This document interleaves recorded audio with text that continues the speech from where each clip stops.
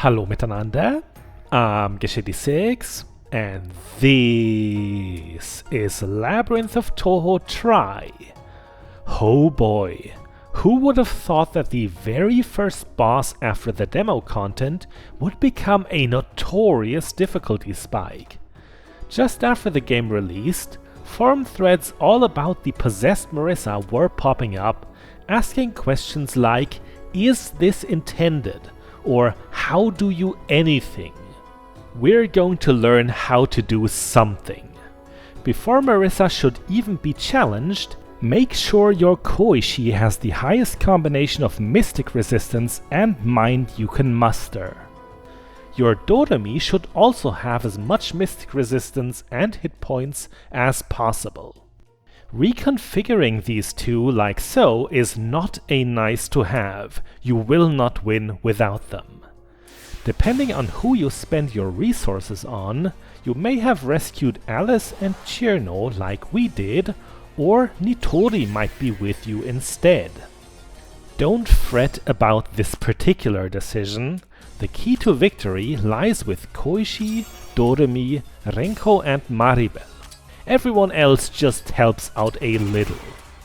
Whenever Marisa attacks, it'll always be with spells of the mystic or darkness element. It's important for supporting characters to also have over 100 resistance to those, or they'll be at a risk to be killed at full health. As we've seen it with other bosses like Ran, Marisa will have especially mighty spells scheduled at certain hit point thresholds. They are 75, 50 and 25%. Whenever you reach those, Marisa will use quick recitation first and follow up with the big spell after a very short delay. It is really crucial that these scheduled spells happen with the right timing, as they will prioritize over what Marisa would regularly do. You want Marisa to have her normal turn 7. Earthlight Ray was the 75%er and certainly painful, but it's nothing the right set of characters won't survive. Doremi should be your most valuable damage dealer. Not only can she consistently target Marisa's weakness to darkness, but she's so durable that she rarely needs to be switched out. In anticipation to that ominous 7th turn, you want to inflict an ailment onto Marisa. Which one? Doesn't matter. It's not about benefiting from the ailment, it's about getting something to stick. Your choice of attacks for this could be Alice's Tripwire, Koishi's Watching Ancestors, or Renko's Encroaching Nightmare. For us, Paralysis landed in time. While Silence has the most advantages, Paralysis is good enough. Again, put your brakes on your damage output if you have to.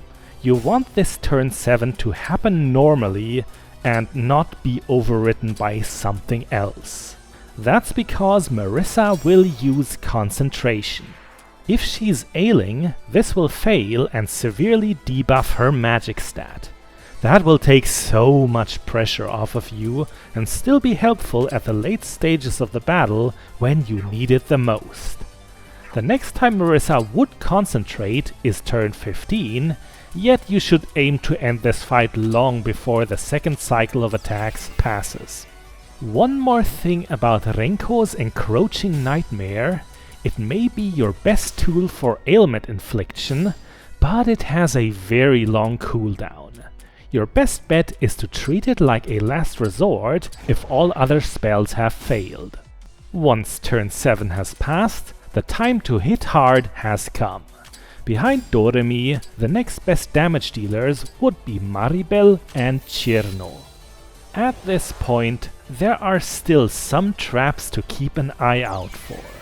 Marisa's 50% hit point spell may just be single target, but it's so mighty that effectively nobody survives it. As you shouldn't gamble on dodging it with your VIPs Koishi and Doremi, try to evacuate them in time for this occasion only. The girls you would least regret losing should be Mei-Ling and Alice. As Marisa's health bar steadily depletes, we want to take one more precaution before it hits 0, and that is to inflict another ailment, any ailment. Why does this matter if Marisa dies anyway?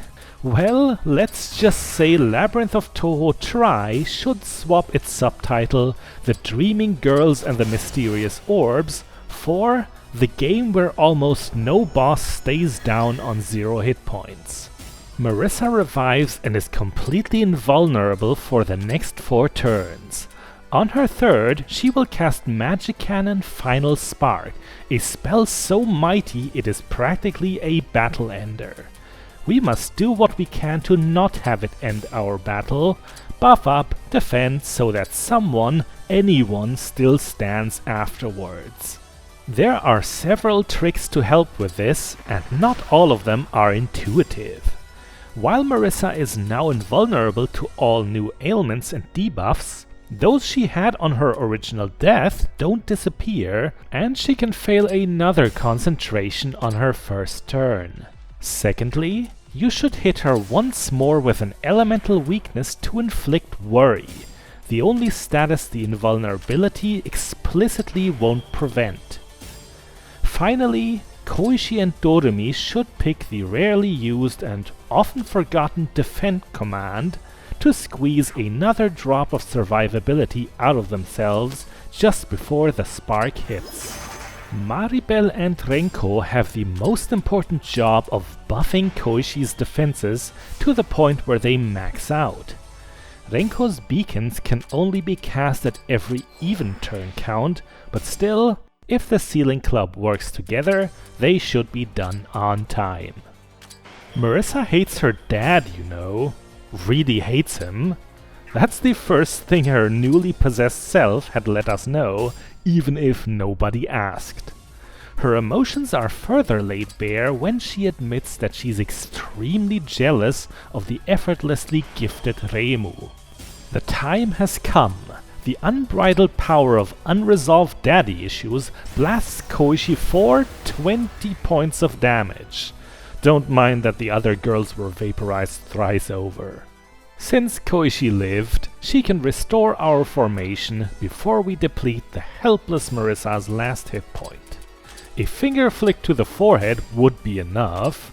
Doremi will have the honor. That was a pretty rough flick. The full version of this game introduced difficulty levels.